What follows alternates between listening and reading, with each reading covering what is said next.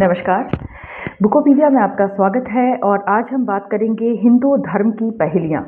बाबा साहब भीमराव अंबेडकर ने ये पुस्तक लिखी है और ये पुस्तक जो है गूगल पर फ्री पीडीएफ में मौजूद है।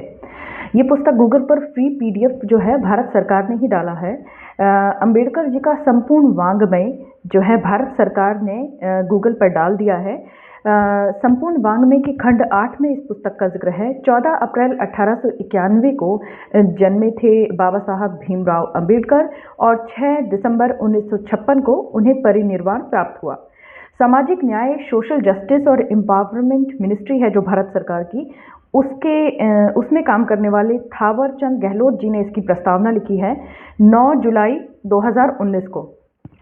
उन्होंने लिखा है कि शोषित, वंचित, दलितों, मुक्तिदाता, स्वतंत्रता, समानता और बंधुत्व के समाज की स्थापना करने के लिए जो है बाबा साहब भीमराव अंबेडकर हमेशा तत्पर रहते थे।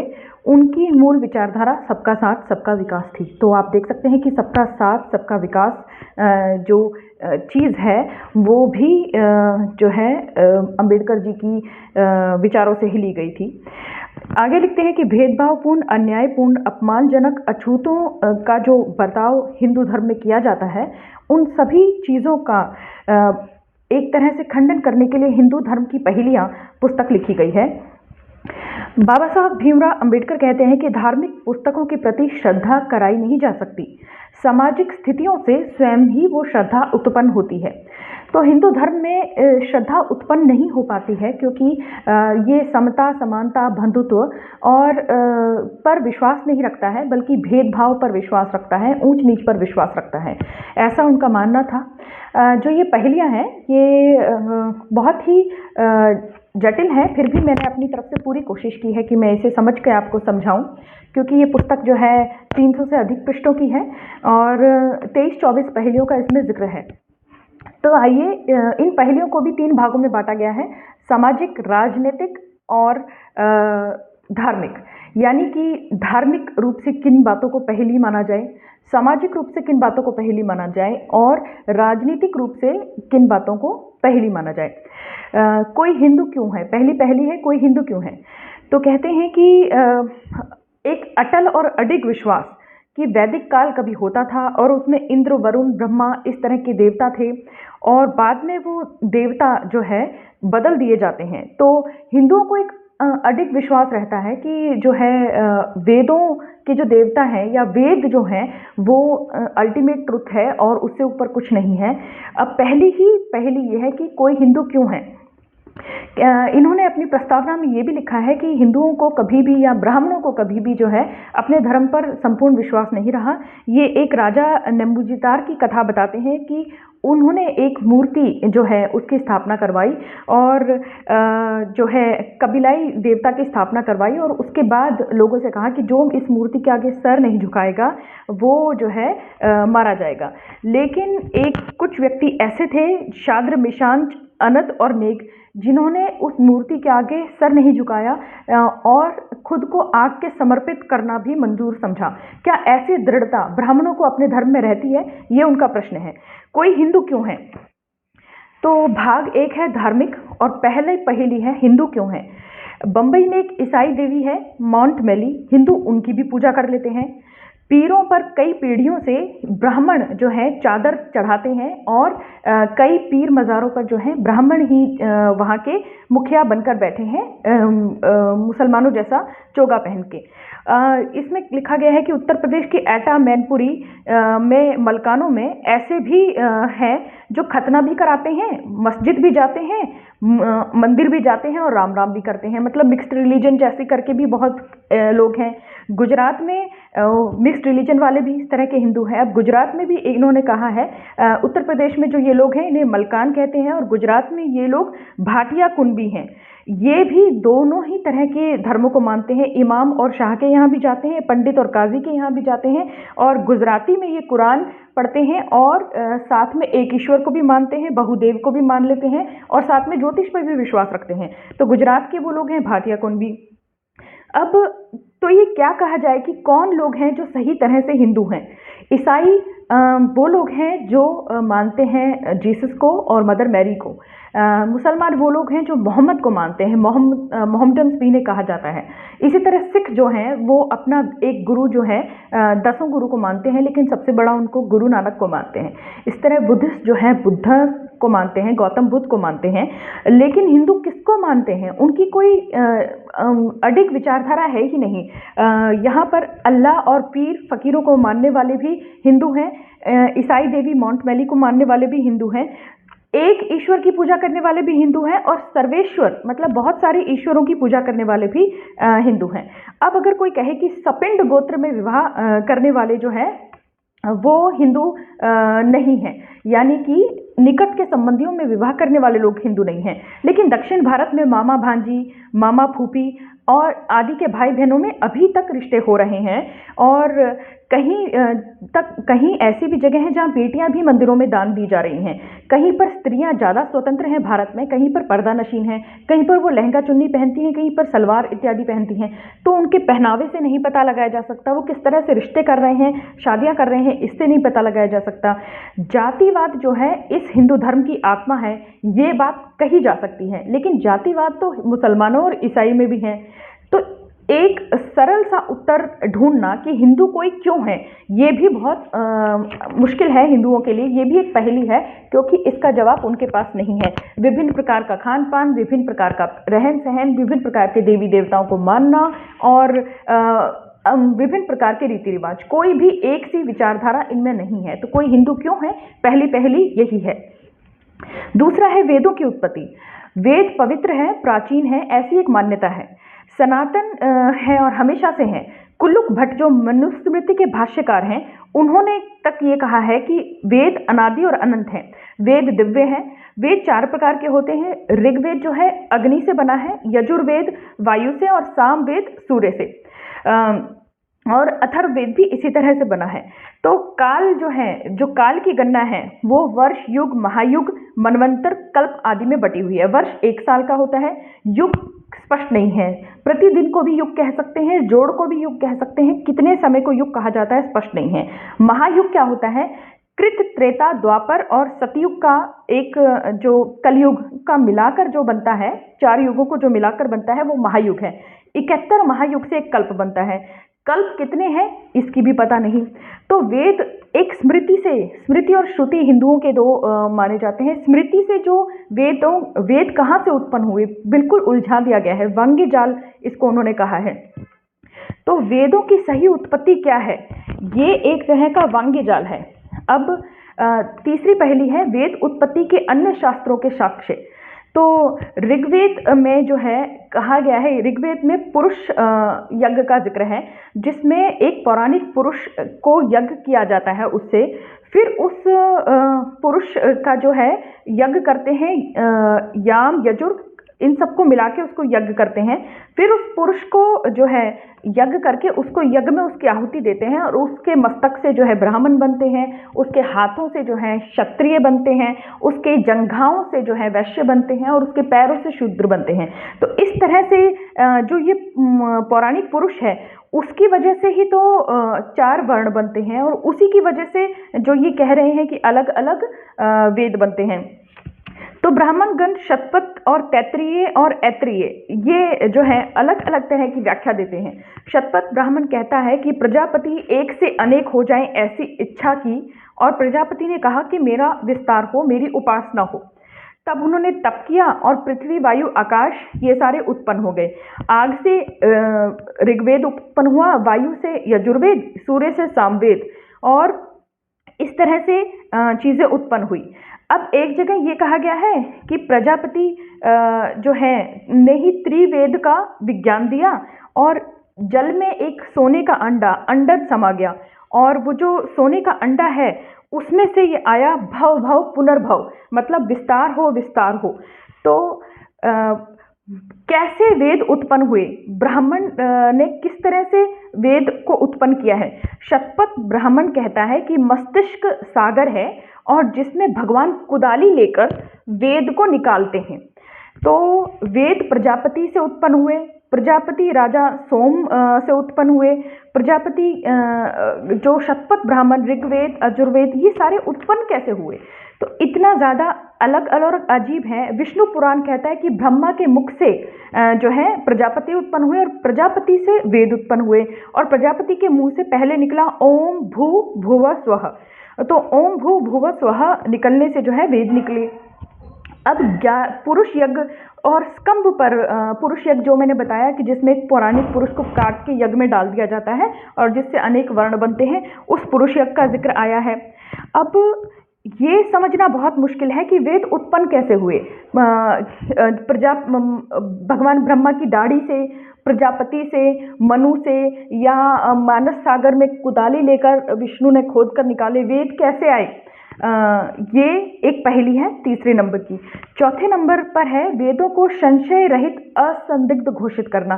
तो ब्राह्मणों ने एक थोथा प्रचार किया कि वेद अपौरुषेय है, मतलब किसी पुरुष ने उनकी रचना नहीं की है, और असंदिग्ध है, मतलब इन पर डाउट ही नहीं किया जा सकता। तो वेद अपौरुषेय है, मानव ने बनाए ही नहीं है। तो धर्मसूत्र में वेद स्मृति श्रेष्ठ और सहमति है। आपद स्तंभ में जो है वेदों के बारे में कहा गया है। शतपथ ब्राह्मण कहता है कि वेद अधूरे हैं। तो इस तरह की बहुत सारी चीज़ें हैं कि वेद अपौरुषेय है, इस बात का खंडन वेदों में भी है, आगे और ग्रंथों में भी है। वो खुद ही कहते हैं कि अपौरुषेय नहीं है। जैसे कि एक जगह ये कहा गया है कि वेद अगर किसी के मुख से निकले हैं तो उसके लिए उस पुरुष का तालु होना चाहिए, मतलब गला काम करना चाहिए, तभी तो वो वेद बोलेगा। तो अगर कोई ऐसा पुरुष है तो इसका मतलब वो वेद अपौरुषेय नहीं है। तो वेद असंदिग्ध नहीं है, ऐसा भी नहीं है। वेदों का खंडन काफ़ी बार आगे पुराणों में किया गया है। अलग अलग जो ब्राह्मण ग्रंथ है, शतपथ ब्राह्मण, ऐत्रेय ब्राह्मण, तैत्तिरीय ब्राह्मण, इसमें किया गया है। तो वेद संशय रहित भी नहीं है और असंदिग्ध भी नहीं है। और वेदों की उत्पत्ति जो पिछली पहेली में बताई वो भी संदिग्ध है। वेद न मनुष्य रहित है न भगवान की रचना। पांचवी पहेली ये है कि ब्राह्मणों ने ये कह दिया कि वेद ना तो भगवान ने बनाए हैं ना मनुष्य ने बनाए हैं। तो इस तरह से इसमें जिक्र किया गया है कि देखिए, जैसे न्याय व्यवस्था का जिक्र है, आयुर्वेद का जिक्र है। आयुर्वेद जो है विषादी, मतलब बीमारियों को दूर करने वाली चीज़ें इसमें लिखी हुई हैं। सांख्य दर्शन के संस्थापक जो हैं कपिल कहते हैं कि ईश्वर ने तो वेद नहीं बनाए हैं। तो ब्राह्मण खुद कहते हैं कई जगह कि वेद अपौरुषेय नहीं है।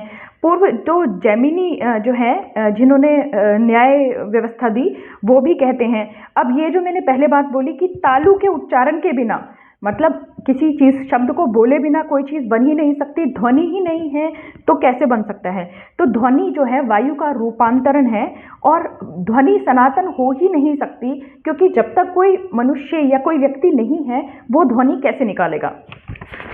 तो इस तरह से ये है, ब्राह्मणों ने चातुर्दिक यानी चतुर्वर्ण की स्थापना के उद्देश्य से, चार वर्णों को की स्थापना के उद्देश्य से इन्होंने वेदों का एक वंग्य जाल रचा है। वेद जो है रिपीटेटिव हैं, इनमें पुनरुक्ति है, बार बार चीज़ें रिपीट की गई हैं, व्यर्थ की बातें हैं, बहुत अश्लीलता भी भरी हुई है। ज़्यादातर ये कबीलाई देवताओं का आह्वान करते हैं, इसमें कहा गया है। और जैसे शत्रुओं से मेरी रक्षा हो, मेरे शरीर को जो है स्वस्थ बना दो, मुझे पुत्र की प्राप्ति हो, जो है मेरे को पशुधन मिले, इस तरह की बातें जो हैं प्राचीन वैदिक देवताओं से मानी गई हैं। वैदिक देवताओं को भी बदल दिया गया है। पहले वैदिक देवता कुछ और होते थे, इंद्र, वरुण, सोम, मित्र, रुद्र, और अब जो है वो आप जानते हैं राम, कृष्ण, शिव, विष्णु, इस तरह के देवता रह गए हैं। तो देवताओं को भी ब्राह्मणों ने चेंज किया है। वेदों का नैतिक व आध्यात्मिक मूल्य। छठी पहेली है कि क्या वेदों का कोई नैतिक और आध्यात्मिक मूल्य है? इसमें स्पष्ट तौर पर बाबा साहब ने कहा है कि वेद कचरा है, अनिवार्य है, और ना तो ये अनिवार्य है, ना ये ज़रूरी है, ना ये संशय रहित है, और ये व्यर्थ की रचनाएं हैं। और इसमें ना मानव की अभिलाषाएं दी गई हैं, जैसा मैंने अभी बताया कि मुझे पशुधन मिले, संपत्ति मिले, स्वास्थ्य मिले, चिरायु हो, मुझे पाप से मुक्ति मिल जाए, मुझे स्वर्ग का सुख मिल जाए, मुझे शत्रुओं पर विजय प्राप्त हो। इस तरह की बातें जो है कबीलाई देवताओं से मांगी गई हैं। चारवाक का जिक्र किया गया है कि चारवाक कहते हैं कि जब किसी की बलि देने से कोई फल मिलता है तो लोग अपनी ही बलि क्यों नहीं दे देते, किसी पशु की या दूसरे मनुष्य की क्यों देते हैं।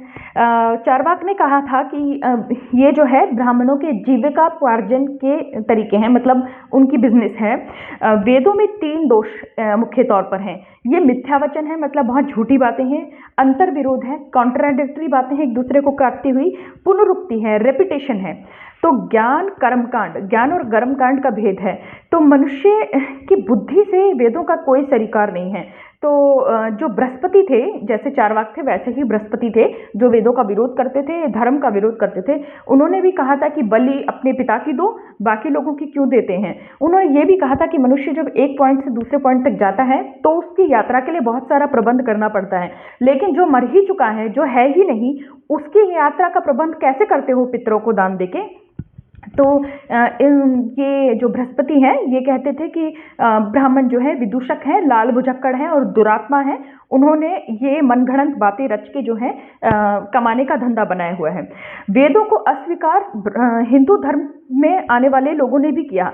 न्याय दर्शन के रचयिता गौतम ने कहा कि वेद जो है मिथ्यावाद हैं, आत्म विरोध हैं और पुनरुक्ति हैं, वही 3 दोष। और मिथ्या का आरोप उन्होंने सिद्ध किया। उन्होंने कहा कि वेदों में बहुत जगह ये लिखा हुआ है कि पुत्रेष्ठि बलि, यानी पुत्र की इच्छा से जब हम बलि देते हैं तो पुत्र ही होता है। लेकिन जब हम काफ़ी बार देख रहे हैं कि कई बार लोगों को पुत्र नहीं हो रहा है, पुत्र एष्टि यज्ञ करने के बाद, पुत्र एष्टि यज्ञ में बलि चढ़ाने के बाद भी लोगों को पुत्री ही हो रही है, इसका मतलब उसमें झूठ लिखा है, मिथ्यावादी है। जैमिनी जो है वो भी कहते हैं कि जन्म और मृत्यु जो है प्राणियों की होती ही है, लेकिन सनातन में ही ऐसा है कि जन्म और मृत्यु के नाम पर भी जो है बिजनेस मॉडल उसका बना दिया गया है। तो नैतिक बात होती है आत्मज्ञानी। तो ऋग्वेद में यम और यमी सगे भाई बहन का एक ऐसा अश्लील संवाद है जिसमें यमी सगी बहन अपने भाई यम से प्रणय निवेदन करती है। तो इतनी अश्लीलता इसमें भरी है। आगे बाबा साहब कहते हैं कि इसमें बहुत सारी अश्लील बातें हैं। मुख्य तौर पर यम और यमी का संवाद है।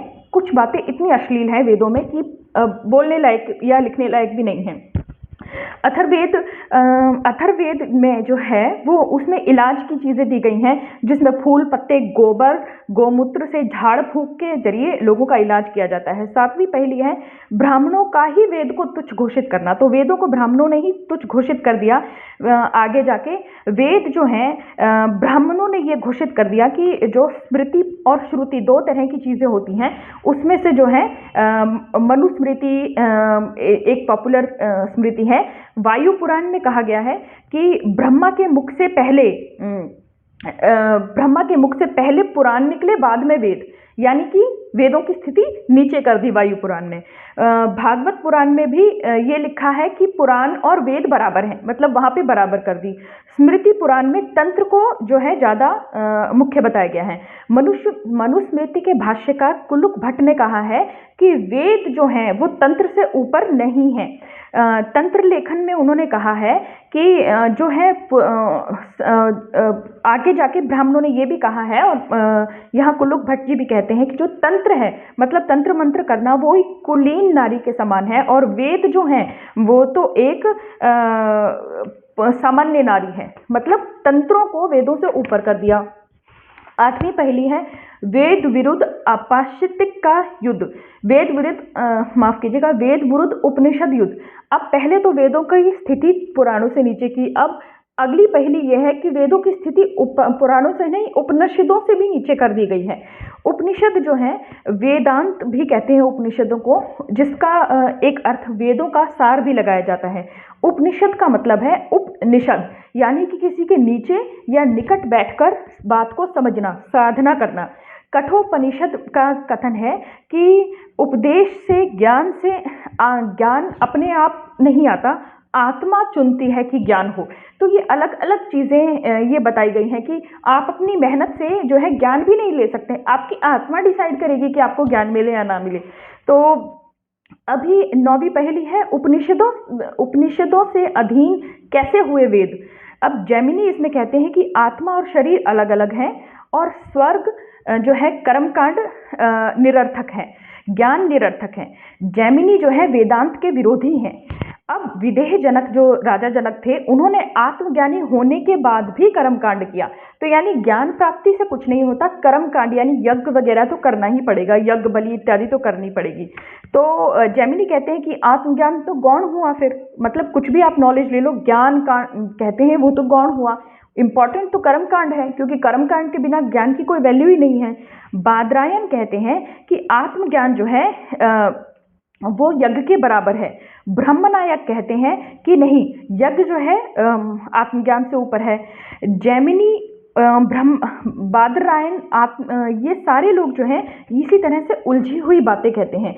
बाद में जैमिनी ने बादरायण के सामने सरेंडर कर दिया। तो पहले जैमिनी का ये मानना था कि वेद जो ज्ञान है वो सर्वोत्तम है, कर्मकांड की जरूरत नहीं है। बाद में बादरायण ने कहा नहीं नहीं, कर्मकांड तो चाहिए ही चाहिए। विदेहराज जनक ने भी कर्मकांड किया था, तो जैमिनी ने हथियार डाल दिए और कहा कि हाँ हाँ, कर्मकांड के बिना ज्ञान किसी काम का नहीं है। तो इस तरह से उपनिषदों को वेदों के अधीन कर दिया गया। उपनिषदों में ज्ञान है और ज्ञान को जो है कर्मकांड से, वेदों में कर्मकांड है, यज्ञ पूजा, उससे अधीन कर दिया गया। कभी कोई ऊपर जा रहा है, कभी कोई नीचे जा रहा है। ये क्या पहेली है? अभी 10वीं पहेली है, हिंदू देवताओं को एक दूसरे से क्यों लड़ाया? तो हिंदुओं के 3 मुख्य देवता हैं, ब्रह्मा, विष्णु, महेश। ब्रह्मा संसार का रचना करते हैं, विष्णु पालन करते हैं और महेश संहार करते हैं। इन दोनों को ज्यादातर आम जनमानस यह मानता है कि ये एक दूसरे के मित्र हैं और विरोधी नहीं हैं, इनमें कोई परस्पर विरोध नहीं है। लेकिन पुराण इस बात की पुष्टि नहीं करता। पुराणों के अनुसार तीनों ही देवताओं में युद्ध और संघर्ष भरा पड़ा है। जैसे स्कंद पुराण में एक कथा है प्रथम जन्मा की।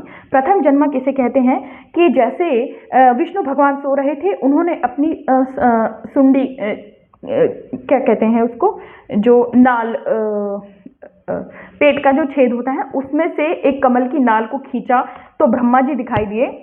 और ब्रह्मा जी के बाद फिर उन्होंने बोला कि, ब्रह्मा जी ने कहा हाँ हाँ मैं पहले जन्मा हूँ। फिर उस टाइम शिव प्रकट हो गए और शिव ने कहा मैं पहले जन्मा हूँ। तो तीनों फैसला नहीं कर पाए, तो शिव ने कहा चलो मेरा ऊपर से लेके नीचे तक मेरा जो टॉप है और बॉटम है वो कोई देख लेगा तो उसको प्रथम जन्मा माना जाएगा। तो विष्णु कुछ बोले नहीं और ब्रह्मा जी जाके झूठ बोल दिए कि हाँ हाँ मैंने आपका जो है शिखा देख ली है। तो झूठ बोलने के अपराध के कारण ब्रह्मा जी को प्रथम पूज्य नहीं माना गया और ना ही प्रथम देव माना गया। भगवान शिव ने खुश होकर ब्रह्मा को क्रुद्ध होकर ब्रह्मा का सिर काट दिया, एक सिर उनके, क्योंकि काफी सारे सिर थे, और विष्णु को प्रथम जन्मा करार दिया और ब्रह्मा को पूजा के अधिकार से वंचित कर दिया। इस तरह की चीजें इसमें लिखी हैं। अब परशुराम का जिक्र है, जो रामायण में जो है राम से भिड़ जाते हैं और कहते हैं कि तुमने शिव धनुष तोड़ा है, लो अब विष्णु धनुष तोड़ के दिखाओ। तो भागवत पुराण में ये जिक्र है कि अपनी पुत्री शत्रुपा, या शत्रुपा को ही सरस्वती कहते हैं, या सरस्वती से व्यभिचार के कारण जो है ब्रह्मा की इतनी थुथु हुई कि ब्रह्मा को प्रथम पूज्य नहीं माना गया। अब इस तरह से ये इन देवताओं की एक दूसरे से भिड़ते हुए, लड़ते हुए, निंदा करते हुए ये चीजें हैं। तो अब शैव जो हैं, शिव के भक्तों को शैव कहते हैं। शैव जो है निराशावादी हैं, दुखवादी हैं और जाति बंधन को नहीं मानते। जी हाँ, शिव के जो असली उपासक हैं, जिन्हें शैव कहते थे पुराने जमाने में, वो किसी भी प्रकार की जाति बंधन में विश्वास नहीं रखते थे। वो जो है शिव को ही अपना देवता मानते थे और वो अपने शरीर पर भभूतियाँ भी लगाते थे और शिव की पूजा करते थे। अभी विष्णु अवतार जो वैष्णव हैं वो मानते हैं कि विष्णु के चरणों से गंगा बहती है, और जो शैव हैं, शिव को मानने वाले, वो मानते हैं कि नहीं, गंगा जो है शिव की शिखा से निकलती है।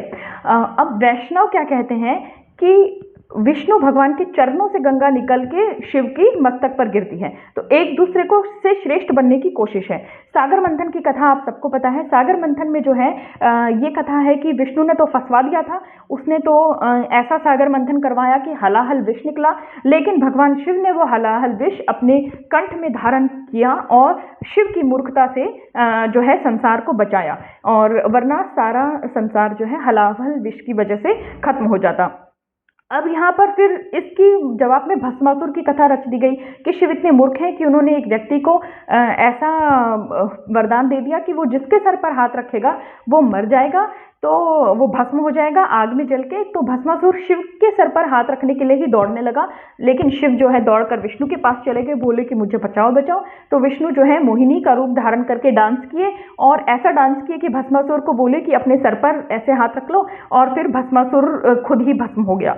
तो एक दूसरे को मूर्ख करार देना। अब शिवलिंग की बात की गई है कि शिवलिंग की ही जो पूजा है वो भी बाकी देवताओं को छोटा दिखाने का ही उद्देश्य लगता है कि लिंग की ही पूजा की जा रही है, शिव के लिंग की ही पूजा की जा रही है। इसी तरह से पुराण भरे पड़े हैं इन तीनों मुख्य देवताओं के संघर्ष से।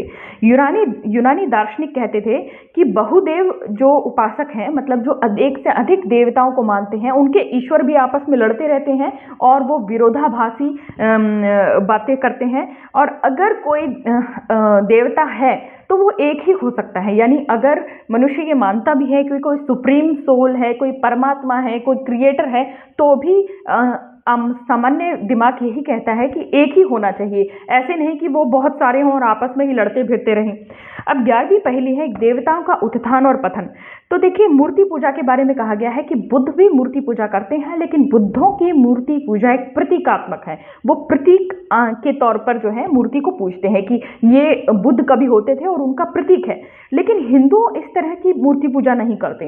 हिंदू अपनी मूर्ति को प्राणवान मानते हैं। ऐसा मानते हैं कि ब्राह्मण कुछ मंत्र पढ़ेगा और उस पत्थर और मिट्टी या लकड़ी से बनी मूर्ति के अंदर प्राण चले जाएंगे। अब प्राण ऐसे जाएंगे कि उसे सुबह शाम नहलाना पड़ेगा, उसके कपड़े चेंज करने पड़ेंगे, उसको बीमार होने पे हॉस्पिटल में दिखाना पड़ेगा। ये चीज़ें आपने देखी होंगी। तो ये कह रहे हैं कि इस तरह की जो मूर्ति पूजा है, ये जो है देवताओं का उत्थान और पतन हुआ है इस तरह की मूर्ति पूजा से। अब ऋग्वेद का जिक्र किया गया है कि ऋग्वेद के अनुसार 3309 देवता हैं। इतने देवता हैं हिंदुओं के। अब इनकी गिनती कैसे है? बाद में 3309 को बदल के 33 कर दिया गया। अब इस 33 में है 8 प्रकार के वसु हैं, 11 प्रकार के रुद्र हैं, 12 प्रकार के आदित्य देवता हैं और 1 पृथ्वी है। एक से बढ़कर एक देवता है। तो विश्व वरुण जो देवता है, सबसे पहले माना गया कि वरुण सबसे बड़े हैं। फिर वैदिक देवता कौन से थे? वैदिक देवता थे इंद्र, वरुण, सोम, अग्नि, सूर्य, मित्र। ये सबके सब जो है चेंज हो गए। अब इन वैदिक देवताओं को कोई नहीं पूजता। अब जो है इनको चेंज करके कृष्ण, राम, इन सबको जो है देवता मान लिया गया। तो प्रजापति दक्ष भी जो है वैदिक देवताओं के द्रोही थे। तो इस तरह से देवी भागवत में लिखा गया है कि सबसे पहले एक श्री देवी थी, सबसे बड़ी देवी श्री थी, और श्री देवी जो है सभी देवताओं की माँ थी। और फिर जो है श्री देवी ने जो है ब्रह्मा को उत्पन्न किया और ब्रह्मा से कहा कि मुझसे विवाह करो। ब्रह्मा ने कहा कि आप तो मेरी माँ हैं। इस तरह से जो है फिर विष्णु को उत्पन्न किया, विष्णु से कहा कि मुझसे विवाह करो, तो विष्णु ने कहा आप मेरी माँ हैं। तो शिव को उत्पन्न किया, तो गुस्से में जो मना कर रहा था उसको श्री ने भस्म कर दिया। शिव को उत्पन्न किया, फिर शिव ने कहा कि आप जो है इन लोगों को भस्म मत कीजिए, हम के अलग अलग रूप बना दीजिए। तो श्री ने तीनों देवताओं के अलग अलग रूप बनाए और अपने भी अलग अलग रूप बनाए 3, और उन देवताओं से शादी की। तो इस तरह की कहानियां तो इसमें दी गई हैं। तो 12वीं पहेली है देवताओं का मुकुट उतार कर देवियों की ताजपोशी। अब इसमें वैदिक देवियों का जिक्र है। जैसे वैदिक देवता थे वैसे ही वैदिक देवियां होती थी। वैदिक देवियों का नाम था, यानी वेदों में जिनका वर्णन है, पृथ्वी, अदिति, इंद्राणी, अरुणानी, वरुणानी, सरस्वती, ये सब आर्य वैदिक देवियां थी। रुद्र की पत्नी रौद्री, ये मार्कंडेय पुराण में। अब इन वैदिक देवियों को, जो कि देवताओं की पत्नियां थी, अचानक से इनका कोई महत्व नहीं रहा। देवताओं की पत्नियों को वैसे ही बहुत ही सॉफ्ट और सौम्य दिखाया गया था, लेकिन अचानक से ऐसी कहानियां गढ़नी शुरू हुई जिसमें ये वैदिक देवियां गायब हो गई और जो है मार्कंडेय पुराण जैसी बुक आ गई, जिसमें शुंभ, निशुंभ, चंड, मुंड, महिषासुर, इस तरह के जो है राक्षस आ गए जिनका केवल देवी ही वध कर सकती है। और जो है कहा जाता है कि इन सारे देवताओं ने शक्ति निकाली और उस शक्ति से वो देवी बनी। अब ये प्रश्न है कि अगर उन देवताओं में ही शक्ति नहीं थी कि इन राक्षसों से निपट सकें, तो उनमें से निकली हुई शक्ति से कौन सी शक्ति बन गई जिनसे ये देवी बनी। और जो शक्ति यानी कि देवी के उपासक जो है शाक्त कहलाते हैं। जी हाँ, कई कैटेगरीज थी हिंदुओं की, वैष्णव, शैव और शाक्त। तो शाक्त जो उपासक हैं वो तो देवी को बलि चढ़ाते ही थे। 13वीं पहेली है अहिंसा की पहेली। तो पहले ये कहा गया कि अहिंसा है। अब आर्यों के बारे में कहा गया है कि आर्य एक जुआरी जाति थी। तो आर्य जो है जब यजमान की गाय लेके जाते थे तो रास्ते में जुआ खेलते थे। उस जुए के पासों के नाम थे कृत, त्रेता, द्वापर और कलयुग। कली, तो कली जो है सबसे बेकार पासा था, इसलिए बार बार कहा जाता है कि कलयुग खराब है। तो इतिहास का काल विभाजन भी बाद में इन्हीं 4 पासों के हिसाब से करने लगे ये लोग। तो इतना ज़्यादा ये लोग जुआ खेलते थे कि राजा नल ने अपना जुए में राज्य हार दिया था। पांडव अपनी पत्नी ही हार गए थे। और जो है नियोग का भी जिक्र है कि पांडव भी नियोग से उत्पन्न हुए थे। और जो नियोग का मतलब है कि एक पति अपनी पत्नी को ही कहता है कि तुम जाओ और दूसरे पुरुषों से संबंध बनाओ और मुझे बेटा करके दो। या तो वो पति अस्वस्थ है या उसे लगता है कि उसमें कोई कमी है और अच्छा मतलब अच्छी प्रोजनी, अच्छे चाइल्ड के लिए, अच्छी जो है बर्थ के लिए वो ऐसा अपनी पत्नी को आज्ञा देता था। और नियोग में कोई बंधन नहीं था, कितने भी व्यक्तियों के साथ नियोग किया जा सकता था। अब शराब बहुत पी जाती थी। सुरा एक घटिया शराब थी और सोम बढ़िया शराब थी। तो बाकी लोग जो है वो सुरा पीते थे और सोम पीते थे देवता और ब्राह्मण। असल में इस हिंदू धर्म की पहेलियों में ये बात भी लिखी है कि जिन लोगों को देवता मान लिया गया वो भी असल में जाति ही थे, वो मनुष्यों की ही जाति थी जिनको देवता मान लिया गया। अभी यजुर्वेद में ये लिखा है कि सोम जो है मतलब सोमरस यानी कि मदिरा जो है अच्छी क्वालिटी की शराब, वो तो देवताओं का पेय है। रामायण के उत्तरकांड में भी राम और सीता को ही मधु यानी कि शराब को पीते हुए बोला गया है। महाभारत के उद्योग पर्व में ये वर्णन है कि कृष्ण, अर्जुन, सत्यभामा और द्रौपदी बैठकर शराब पी रहे थे। तो कृष्ण के पैर अर्जुन की गोद में थे, अर्जुन के पैर थे द्रौपदी और सत्यभामा दोनों की गोद में। तो इस तरह से जो है शराब का सेवन भी बहुत होता था। तो हिंसा जो है बिल्कुल इसका पार्ट था। और अभी है अहिंसा पर, ये अचानक से अहिंसक कैसे हो गए? तो ब्राह्मणों ने एक सिद्धांत दिया कि हिंदुओं में कोई भी कसाई जाति नहीं हो सकती। तो जो शूद्र भी जो है गाय नहीं काटता था, सिर्फ एक जाति थी खटीक जो थोड़ा बहुत पशुवध कर सकती थी, लेकिन अछूत जो है वो भी नहीं कर सकते थे वध। अछूत ही केवल जो है पशुवध कर सकते थे। तो अचानक जिन ब्राह्मण ग्रंथों में स्पष्ट रूप से लिखा है, ऋग्वेद में लिखा है गाय की जो है बलि दी जाती थी, घोड़े की बलि दी जाती थी अश्वमेध यज्ञ में, गौमेध यज्ञ में गाय की बलि दी जाती थी, बहुत सारे यज्ञों में पशुओं की बलि दी जाती थी। अचानक से उन्होंने ये कह दिया कि कोई भी हिंदुओं की या जो जाति है वो पशु का वध कर ही नहीं सकती सिवाय खटीक के, अछूत भी पशु वध नहीं कर सकते, ये उन्होंने कह दिया। तो ये पहली क्या है कि पहले इतने हिंसक थे, फिर अहिंसा पर आ गए, अहिंसा से फिर हिंसा पर वापसी।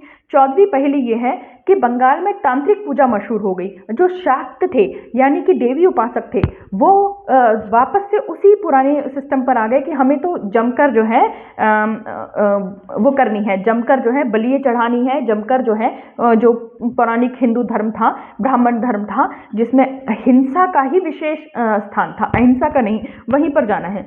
तो बंगाल के बारे में जागदेश्वर, तारकेश्वर, महामहोपाध्याय मतलब ऐसे ऐसे उस टाइम के थिंकर से जिन्होंने कहा है कि बंगाल में जो शाक्त संप्रदाय है वो तंत्र को सबसे ज्यादा बड़ा मानता है।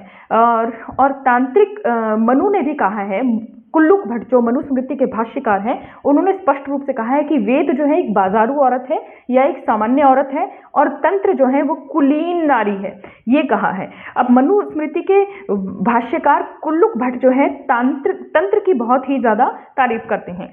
मांस, मदिरा ये सब जो है तंत्र में चढ़ता है। जी हाँ, तांत्रिक विधि में मांस और मदिरा चढ़ता है। तो अरक जो होती है चावल से बनाई हुई शराब, तो जो शाक्त थे, देवी उपासक थे बंगाल के, वो अरक का बड़ा इस्तेमाल करते थे। मातृका भद्र तंत्र में लिखा है।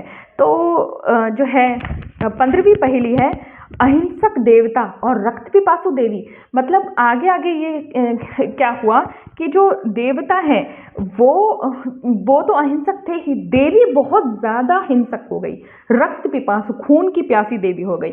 अब इसमें काली पुराण का जिक्र है कि काली पुराण में एक रुधिर अध्याय है। 15वीं पहेली ये है कि बहुत भयानक देवी क्यों बनाई। काली पुराण में एक रुधिर अध्याय है।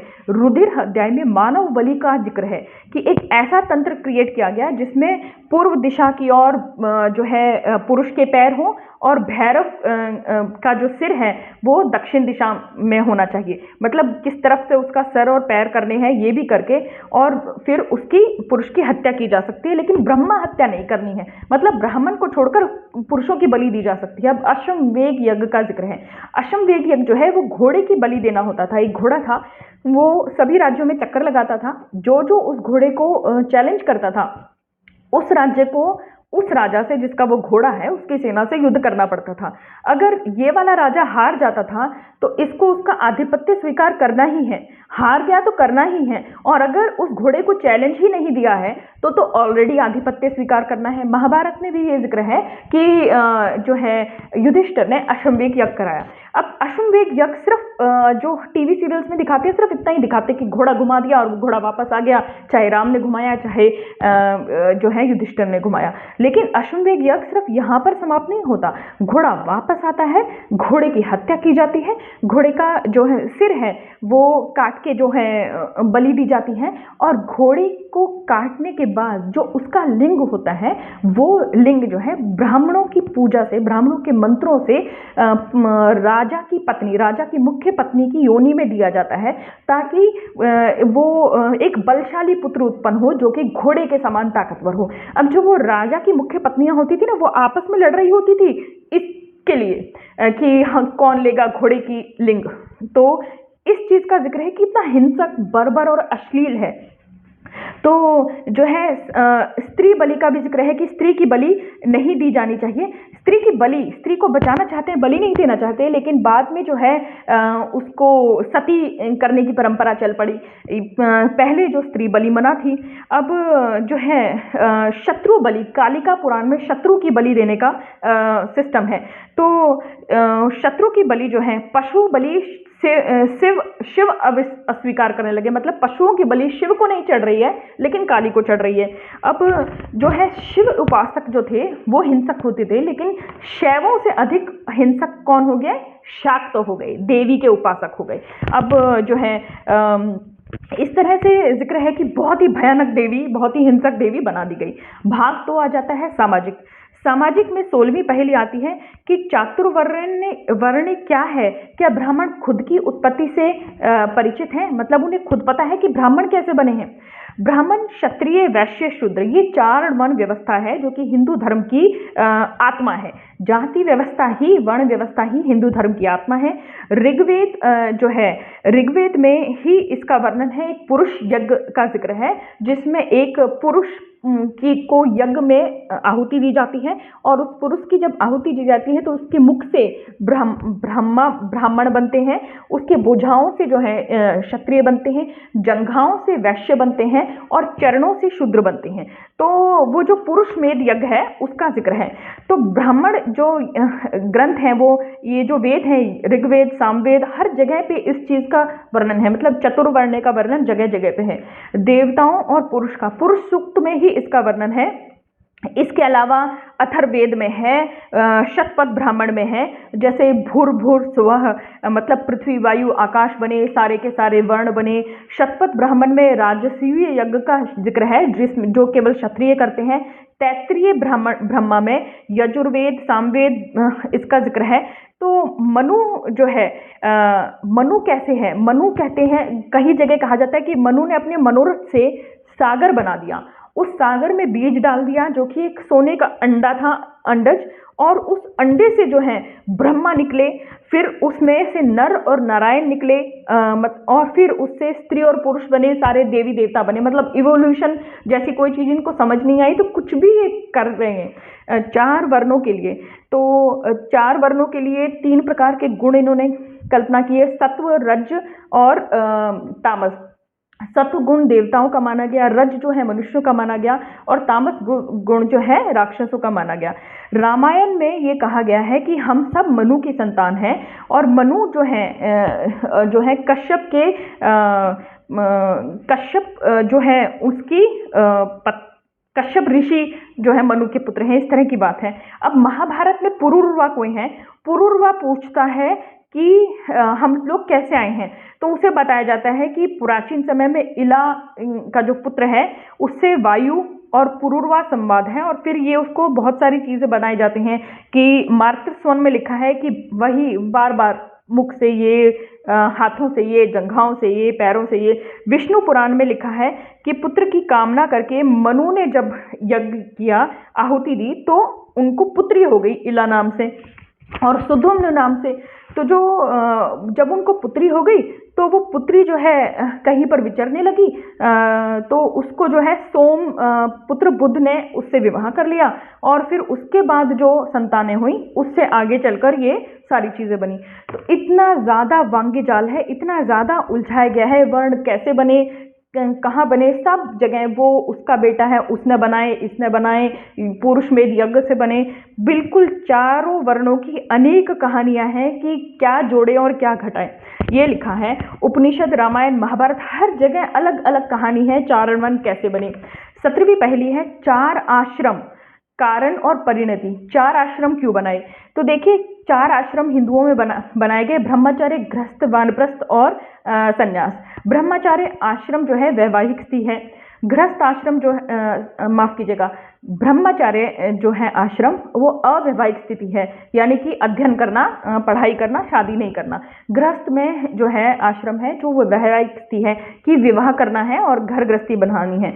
वानप्रस्थ है कि जब मनुष्य के बाल पक जाएं और वो थोड़ा बूढ़ा होने लगे, झुर्रियाँ आने लगे, तो वो अपना घर छोड़ दें, अपनी पत्नी के साथ नगर के बाहर वनों के समीप जो है कुटिया डालकर रहे और यज्ञ करे, पूजा पाठ करे और मांग कर खाए, इस तरह का।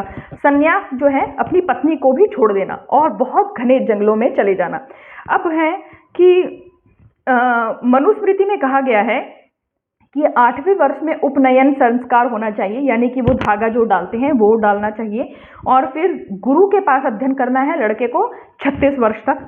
फिर उसके बाद उसको विवाह करना है, और जब उसके बाल पक जाएं और या वो बूढ़ा हो जाए तब उसको अपनी पत्नी के साथ वन में चले जाना है, और उसके बाद जो है वानप्रस्थ आश्रम में जाना है। जब वो और भी बूढ़ा हो जाए तब उसे वन में चले जाना है। तो पहली ये है कि पहले ये जो गृहस्थी थी वो अनिवार्य नहीं थी। पहले जो है ब्रह्मचारी जो है सीधा वनों में जा सकते थे, कि जो संन्यास वाली स्थिति है वो पहले ही आ सकती थी। उन्हें अरण्यक कहते थे, यानी अरण्य यानी जंगल, जंगलों में जाकर अध्ययन करने वाले। तो लेकिन पूरा इंडिया, पूरे हिंदू इसलिए अब परेशान है क्योंकि मनु ने गृहस्थी को अनिवार्य कर दिया। जी हाँ, मैंने खुद ये महसूस किया है कि इंडिया कंट्री जो है as a country marriage obsessed है, शादी के लिए पागल है, हर व्यक्ति को करनी ही करनी है, इतना दबाव डाला जाता है। मैरिज एक कंपल्शन है, भारत के लिए ऑप्शन नहीं है। क्यों? क्योंकि मनुस्मृति लिखने वाले मनु ने इसको ऑप्शनल छोड़ा ही नहीं, उन्होंने गृहस्थ आश्रम को अनिवार्य बना दिया। पहले जो है ब्रह्मचारी सीधे सन्यासी बन सकते थे, अब जो है गृहस्थी को उन्होंने अनिवार्य कर दिया। जंगलों में निवास करने वाले अरण्य व्याचक कहलाए, और अरण्यक को उन्होंने जो है मनु ने कहा कि अरण्यक किसी को नहीं बनना है, सीधा जंगल में किसी को नहीं जाना है, सबको विवाह करना ही करना है। तो मनु ने विवाह से मुक्ति को असंभव क्यों बना दिया? तो ये है पहली कि असंभव क्यों बना दिया, क्यों दिए ये बकवास 4 आश्रम, और इसका क्या मतलब है। 18वीं पहली है कि मनु का पागलपन और मिश्रित जातियों की उत्पत्ति। तो देखिए, ब्राह्मणवादी व्यवस्था में जो है इसमें है बहुत सारी जो जातियों का सिस्टम है वो बताया गया है। आर्य जो है, आर्य जातियां 4 भागों में बटी हैं, ब्राह्मण, क्षत्रिय, वैश्य, शूद्र। अनार्य जो है ऐसे लोग हैं जिन्हें दस्यु कहा जाता था, जो चातुर्वर्ण्य व्यवस्था को अस्वीकार कहते हैं। व्रात्य वो हैं जो वर्ण व्यवस्था के विद्रोही हैं, मतलब वो कभी मानते थे, अब उन्होंने विद्रोह कर दिया। पतित वो हैं जो शूद्र हैं, ऐसे शूद्र जिनका ब्राह्मणों ने बिल्कुल त्याग कर दिया, मतलब अछूत बना दिया, उनको बिल्कुल सारी सोसाइटी से बाहर निकाल दिया, उनसे कोई बात कोई संपर्क करना ही नहीं है। अब संकर जो है जिनके माता पिता भिन्न भिन्न है, तो संकर में भी अनुलोम और प्रतिलोम चलाया गया कि कौन अनुलोम है ऊंची जाति का है, कौन प्रतिलोम है नीची जाति का। अब क्या है, अब ये जो जातियों में आर्य, अनार्य, व्रात्य, पतित, संकर, ये सारे आपस में तो विवाह करेंगे ही। मनुष्य की तो आदत थी, उसको इस तरह से कंट्रोल करके नहीं रखा जा सकता। तो इन्होंने क्या किया कि जैसे जैसे आपस में विवाह होते गए वैसे वैसे उसको एक नई जाति नाम देना शुरू किया।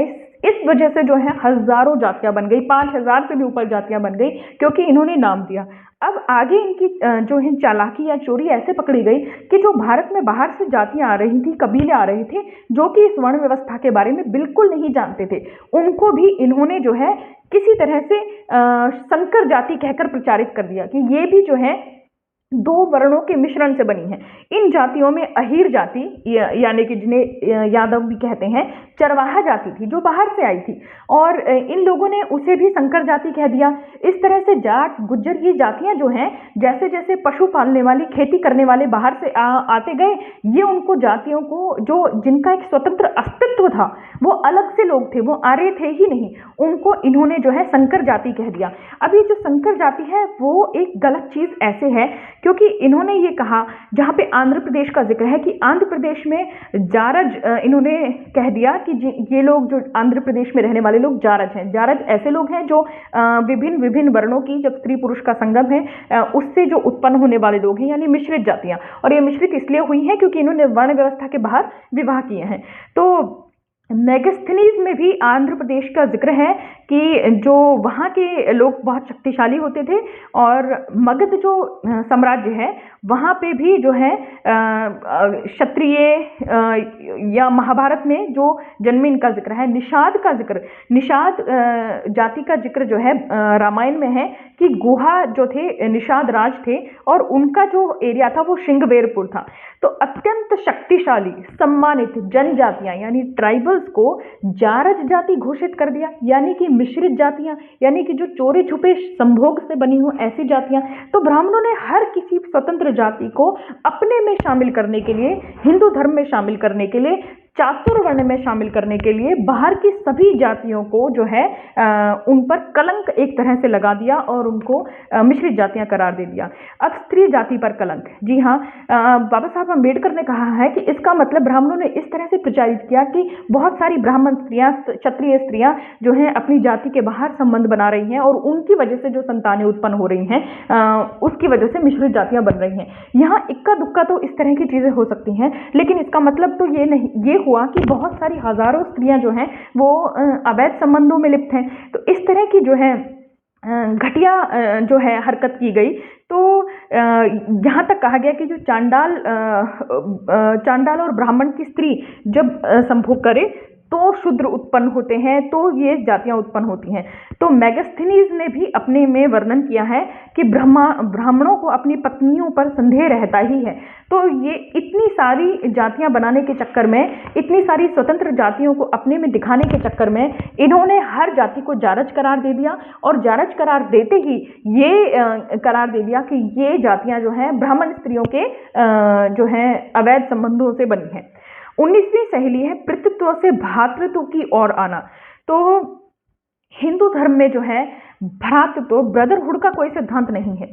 एक मनुष्य दूसरे मनुष्य को भाई नहीं मानता है, इसलिए ऊंच नीच जन्मा है। लेकिन पुत्र व्यवस्था बहुत है, पितृ सत्तात्मक है, पिता की सत्ता है। पुत्र जो भी कमाता है वो पिता का होता है हिंदू धर्म के या ब्राह्मण धर्म के हिसाब से। तो 12 प्रकार के पुत्रों का इसमें जिक्र है। तो 12 प्रकार के पुत्र में से जो शुरू के पुत्र हैं वो तो क्षत्रिय करार दिए गए, बाकी के 2 पुत्र जो है माफ कीजिएगा, 12 प्रकार के पुत्रों को मान्यता और 11 प्रकार का विवाह। अब 11 प्रकार के विवाहों का मैं यहाँ पर बताऊंगी आपको। जो लास्ट 2 विवाह हैं वो शूद्रों के लिए कर दिए गए और बाकी क्षत्रियों के लिए। तो ब्रह्मा विवाह क्या होता है, जब वेद को वेद ज्ञाता ब्राह्मण जो है अपनी वेद के आधार पर, मतलब वेद के हिसाब से कोई पिता जब अपनी पुत्री को विदा करता है तो उसे ब्रह्मा विवाह कहते हैं। मतलब ब्राह्मण की आज्ञा से उसको दान दक्षिणा देकर पूजा पाठ करके उसे ब्रह्मा विवाह कहते हैं। देव विवाह क्या है कि ब्राह्मण को दक्षिणा में अपनी पुत्री दे दी। जी हाँ, देव विवाह का मतलब है कि दक्षिणा में बेटी को ही दे दिया। आर्ष विवाह का अर्थ है बेटी को बेचना लेकिन निश्चित मूल्य न रखना। मतलब मैं अपनी बेटी उसको दे दूंगा जो मेरे को सबसे ज्यादा पैसे देगा।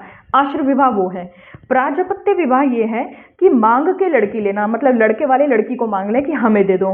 अब उपस्थित विवाह ये है कि मूल्य जो है बेटी का बाप पहले फिक्स कर दे कि इस चीज पे इस अमाउंट पे बेचनी है। गंधर्व विवाह लव मैरिज है। ये गंधर्व विवाह। फिर उसके बाद राक्षस विवाह किडनैपिंग और रेप को कहते हैं। किडनैपिंग करके, अच्छा नहीं, राक्षस विवाह कहते हैं कि लड़की का किडनैप कर देना, उसके घर वालों को मारना पीटना कूटना, लड़की उठा के ले जाना, यह है राक्षस विवाह। गंधर्व विवाह लव मैरिज, मतलब एक दूसरे को पसंद कर लिया। पिशाच विवाह बलात्कार करना, मदिरा पिला देना या कुछ बेहोशी की दवाई पिला देना, बुद्धि का बहका देना, इस तरह से जो विवाह किए जाते हैं पिशाच विवाह। देखिए कितनी घटिया बात है कि गंधर्व, राक्षस और पिशाच विवाह शूद्रों के लिए उत्तम माने गए हैं। मतलब शूद्र हो तो यही काम करो। और बाकी के जो विवाह हैं ब्रह्मा, देव, आर्ष, प्रजापत्य, उपसंध, ये सारे के सारे विवाह क्षत्रियों के लिए और बाकी वैश्यों के लिए, ब्राह्मणों के लिए माने गए हैं। अब पुत्र कितने प्रकार के होते हैं? औरस पुत्र है जो अपनी ही पत्नी का से उत्पन्न हुआ पुत्र है। क्षेत्रज जो है उसका मतलब ये है कि पुत्र जो है अपनी पत्नी का है लेकिन उसका जो वास्तविक पिता है वो कोई और है। यानी कि हिंदू जो है, ब्राह्मण जो है, वो स्त्री को क्षेत्र मानते थे, एक जमीन। क्षेत्रज्ञ, उस जमीन का मालिक उसका पति होता था। क्षेत्रज्ञ, उस जमीन में चाहे कोई भी बीज डाले जो है उस जमीन से, मतलब उस स्त्री से उत्पन्न पुत्र जो है पति का ही माना जाता था। इसी के बेसिस पे नियोग होता था। तो मतलब वो जो स्त्री का पति है वो उस बच्चे का बायोलॉजिकल फादर नहीं है, लेकिन फिर भी वो उसे एक्सेप्ट करेगा क्योंकि वो चाहता है कि अच्छे से अच्छा व्यक्ति आए और उसकी पत्नी को प्रेग्नेंट करे, क्योंकि उसकी पत्नी का मालिक तो वो है, जमीन का मालिक तो वो है, फसल चाहे कोई दे जाए। तो यही इसका जिक्र है। पुत्री का पुत्र, अपनी ही पुत्री को गर्भवती करके उससे पुत्र उत्पन्न करना या अपनी ही पुत्री को किसी और के पास जाने के लिए कहना ताकि पुत्र उत्पन्न हो। तो प्राचीन समय में जिस लड़की का भाई नहीं होता था उससे विवाह करने से बचने के लिए कहा जाता था, क्योंकि अगर उसका भाई नहीं है तो उसका पिता अपनी ही पुत्री से पुत्र उत्पन्न करने का प्रयास कर सकता है या अपनी पुत्री की नियुक्ति कर सकता है कि वो कहीं और जाके एक पुत्र उत्पन्न करके उसको दे।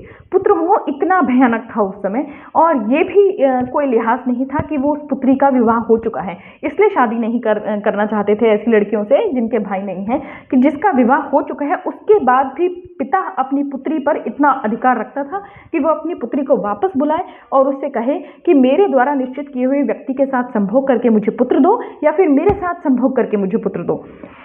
तो पुत्री का पुत्र है चौथे प्रकार का पुत्र कानीन है जो अवैध संबंधों की वजह से पुत्र उत्पन्न हुआ। मतलब विवाह से पूर्व ही किसी कन्या का किसी के साथ अवैध संबंध हो गया और अब पिता के घर में ही उसको पुत्र उत्पन्न हो गया, तो उस पुत्र को तो उसका पिता पकड़ लेता था कि ये मेरा कानीन है, मतलब मेरी बेटी से हुआ है तो मैं इसे रख लेता हूँ। तो कानीन पुत्र। गुहाज पुत्र जो है अनाचार से, मतलब पिता और पुत्र के संदिग्ध संबंध, मतलब किससे हुआ है समझ में नहीं आ रहा है। सहोदज गर्भवती कन्या है, मतलब कोई कन्या ही गर्भवती है और उसका विवाह हो रहा है, तो जो उसकी पेट में जो बच्चा है विवाह करते समय उस बच्चे का जो मालिक है, मतलब उस बच्चे का जो पिता है उसका विवाहिक पति माना जाएगा। उस पुत्र को कहते थे सहोदज। पुनर्भव, त्यागी हुई स्त्री का पुत्र, मतलब अगर किसी को सेपरेशन हो जाए, डिवोर्स हो जाए, प्राचीन समय में डिवोर्स नहीं होता था, छोड़ देते थे, तो किसी को छोड़ दिया है और अगर उसका कोई पुत्र है और तब भी वो व्यक्ति जिसने छोड़ दिया है उस पुत्र को एक्सेप्ट कर सकता है, उस पुत्र को कहते हैं पुनर्भव। पाशमन, ब्राह्मण पुरुष और शूद्र नारी का पुत्र। तो पारसव पुत्र होता है दत्तक पुत्र, गोद लिया हुआ पुत्र। कृत्रिम पुत्र, खरीदा हुआ, कृत मतलब खरीदना, खरीदना, बेटा जो है खरीद कर भी लिया जाता था, बेटा इतना इंपॉर्टेंट है ब्राह्मण धर्म में। अपविद, पहले त्याग दिया फिर ले लिया, मतलब बच्चे ज़्यादा हो गए, नहीं समझ में आया, नहीं था खाने पीने को, एक बेटा त्याग दिया, जो छोड़ दो इसको, बाद में यह बेटा तो चाहिए, फिर उसको वापस ले लिया, तो पहले छोड़ दिया बाद में दोबारा खरीद लिया, उसको अपविद कहते थे। स्वयं दत्त, त्यागा हुआ पुत्र दूसरे से आग्रह करे, मतलब जिस बेटे को ही बख्श छोड़ दिया, नहीं था खाने पीने को, वो बच्चा भटक रहा है और किसी को कह रहा है देखो मैं तो लड़का हूँ मुझे एक्सेप्ट करो, तो किसी ने उससे कहा अरे वाह बेटा, और उसको ले लिया, तो किसी दूसरे ने त्याग दिया और हमने एक्सेप्ट किया, वो पुत्र स्वयं दत्त, मतलब खुद वो मांग रहा है। तो वर्ण व्यवस्था में इतने छेद हैं, इतने छेद हैं, इतने छेद हैं, इसमें इतनी ज़्यादा पुरुषवादी सोच भरी पड़ी है कि कहने ही क्या। पत्नी, पुत्री, पुत्र, दास, सबको बार बार खरीदा और बेचा जा रहा है। पुत्र जो भी कमाएगा उस पर पिता का हक है, इतना ज़्यादा पिता की सत्ता है इसमें। बाबा साहब कहते हैं कि जो ब्राह्मण धर्म है वो रोम के समान, रोम से भी ज़्यादा, जो प्राचीन समय में रोम राज्य होता था उससे भी ज़्यादा प्रसत्तात्मक है। तो कलिवर्ज्य, कलिवर्ज्य एक अनोखा सिद्धांत है जो 20वीं पहेली है। कलिवर्ज्य का मतलब है कि कलयुग में ऐसी चीज़ें जिनकी वर्जना है, जिनको मना किया गया है। इसमें बहुत सारी घिनौनी बातें हैं कि विधवा से पुत्र उत्पन्न करना और भाई की नियुक्ति करना, मतलब विधवा का बेटा हो इसके लिए अपने भाई की नियुक्ति करना निंदनीय नहीं है लेकिन मना है। विधवा का विवाह कराना मना है, ब्राह्मण का वध करना मना है, और समुद्र की यात्रा करना मना है। बलात्कार पीड़िता को स्वीकार करना, मतलब अगर किसी लड़की के साथ गलत हो गया है तो उसको स्वीकार करना मना है। तो जो है बाबा साहब कहते हैं कि ब्राह्मणवाद और बौद्ध धर्म के संघर्ष से ही भारत का इतिहास बनता है। भारत का इतिहास एक समान कभी भी नहीं रहा, ऐसा नहीं रहा कि ये सिर्फ वैदिक धर्म रहा है, उसमें ये सारी चीज़ें भी रही हैं। अब भाग 3 आ गया है राजनीतिक। राजनीतिक में मनवंतर का सिद्धांत आ गया है 21वीं पहेली। तो 21वीं पहेली में है कि मनवंतर है क्या। तो मनवंतर जो है एक समूह का शासनकाल मनवंतर कहलाता है। 14 मनवंतर का एक चक्र होता है। विष्णु पुराण में कहा गया है कि जो है मनु ने खुद शत्रुपा से विवाह किया, और जो है शत्रुपा जो है ब्रह्मा की भी पुत्री थी और ब्रह्मा की पत्नी भी थी, और ऐसा ही मनु के साथ था। तो ये वर्जित वैवाहिक प्रथा भी जब चलती थी तो मनु की बहन शत्रुपा थी और मनु की पत्नी भी थी। इस तरह से सरस्वती यानी कि शत्रुपा ब्रह्मा की पत्नी भी थी और पुत्री भी थी। तो अब विश्वकर्मा में भी पुत्री और पिता का संबंध दिखा गया है। यम और यमी का, भाई बहन का संवाद जो है ऋग्वेद में उसका वर्णन है। मनुस्मृति में भी इस तरह का है। सृष्टि कैसे बनी ये भी बहुत है। ब्रह्मा ने जो है एक सोने का अंडा समंदर में लगा दिया, उससे सृष्टि बनी। तो ये जो मनवंतर का सिद्धांत है कि एक मनु है या बहुत सारे मनु हैं या क्या है, इसका कुछ समझ में नहीं आता। तो पहला है कि मनवंतर क्या है और ये जो चक्र है समय का ये कैसे पूरा होता है। 22वीं पहेली है ब्रह्मा धर्म नहीं, ब्रह्मा की किस काम का। क्या ब्रह्मा एक धर्म है अपने आप में। देखिए इसमें लिखा गया है कि राजतंत्र, कुलीन तंत्र, प्रजातंत्र और अधिनायकवाद, ये 4 तरह की व्यवस्था होती है जिससे समाजों को कंट्रोल किया जाता है, ये समाजों को चलाया जाता है। प्रजातंत्र का मतलब है प्रतिनिधि सरकार, मतलब मनुष्यों की प्रतिनिधि, उनके रिप्रेजेंटेटिव जो हैं वो सरकार चलाते हैं। तो भारत जैसे देश में डेमोक्रेसी इसलिए ज़्यादा सफल नहीं होती है क्योंकि यहाँ पर जो प्रतिनिधि हैं वो भी चुनने वालों की तरह ही अनपढ़ हैं। तो वही समता और समानता की बात नहीं करते हैं, बस वही इन पुरानी रूढ़ियों में चलते रहते हैं जिसमें मनुष्य को मनुष्य से ऊपर नीचे ऊपर नीचे ऊपर नीचे ऐसे बताया गया है। तो जब लोग ही भेदभावपूर्ण होंगे तो प्रशासन भी भेदभावपूर्ण होगा, प्रजा भी भेदभावपूर्ण है, लोग भी एक दूसरे में भेदभाव करते हैं, ऊंच नीच करते हैं। ऐसी ही सरकार वो चुनते हैं। अब उस सरकार के अधीनस्थ जो कर्मचारी हैं जिन्हें प्रशासन कहते हैं, प्रशासन की मानसिकता भी ऐसी ही है। तो यहाँ वो कहते हैं कि स्वतंत्रता, समानता और सुरक्षा का जो बुद्ध का सिद्धांत है, समयक मतलब मित्र, बुद्ध कहते हैं कि मित्र के फ्रेंड की तरह दूसरों को ट्रीट करो, ऐसा हिंदू धर्म में कहीं नहीं है। भ्रातृत्व का, भाईचारे का, मैत्री का कोई सिद्धांत है ही नहीं। अब वेदांत का जिक्र है कि ब्रह्मावाद और ब्राह्मणवाद 2 अलग अलग चीजें हैं। अब एक ब्रह्मावाद कहता है अहम ब्रह्मास्मि, आत्मा ब्रह्मा है और मैं ही ब्रह्मा हूं। तत्वामसि, आत्मा परमात्मा है। तो तो ये तो कहता है ब्रह्मवाद की, मतलब आप एक सुप्रीम सोल को मान लो। लेकिन वेदांत क्या कहता है? ब्रह्मा ही सत्य है, जगत मिथ्या है। लेकिन ब्राह्मणवाद क्या कहता है? ब्राह्मणवाद क्या कहता है कि चातुर्वर्ण्य में विश्वास करो, वेदों की पवित्रता असिंदिग्ध मानो, मुक्ति का मार्ग केवल कर्मकांड और यज्ञ है, और वेदांत जो है जगत को मिथ्या बताता है। लेकिन ब्राह्मणवाद के लिए जगत मिथ्या नहीं है, ब्राह्मणवाद के लिए कर्मकांड करने हैं, ज्ञान से भी ज्यादा जरूरी कर्मकांड है, बड़ा छोटा भी मानना है, ये सब है। तो ब्रह्मवाद जो है वो पूरी तरह से एक विषमता पर आधारित है। ब्रह्मवाद और ब्राह्मणवाद में बहुत सारा भेद है, विषमता है। ब्रह्मवाद सबको अपना बना रहा है, अहम ब्रह्मास्मि, सब में ब्रह्मा है, सब में परमात्मा है, मुझ में भी है।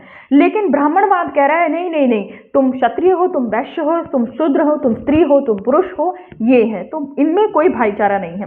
शंकराचार्य भी एक अटपटी बात कहते हैं कि वो ब्रह्मा को भी मान रहे हैं और ब्रह्मवाद को भी। वो कह रहे हैं ब्रह्मा सत्य है, निरंतर है, लेकिन साथ ही वो दूसरों में असमानता, परस्पर विरोध का प्रतिपादक है। मनु जो है, मनुस्मृति जो है, वो आपस में भाईचारे का प्रतिपादक नहीं है, वो एक दूसरे से विरोध का, एक दूसरे से हिंसा का जो है ये प्रतिपादक है।